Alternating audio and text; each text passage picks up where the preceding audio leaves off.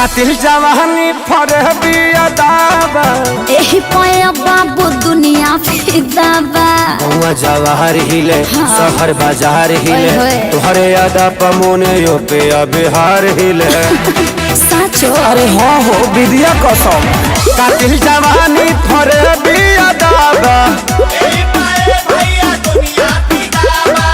लगता कि पिके आईना बड़ा जैसी पवुआ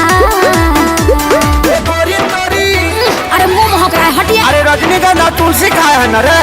ये गोरी तोरी चुनरी बझल कौआ तो जान मारे लहनाई लखनऊ चल हटा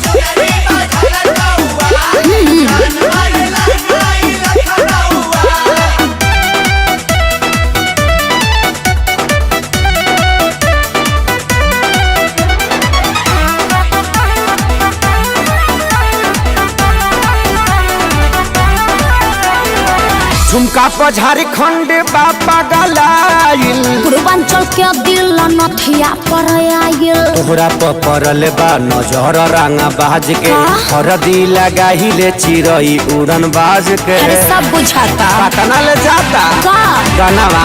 झुमका पर झारखंड बापा गलाइल अखिलेश के सारे ढेरों बोली जनी रहुआ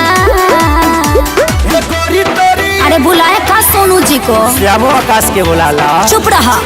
गोरी तोरी चुनरी बझल कौआ का जान मारे लहनाई लखनऊ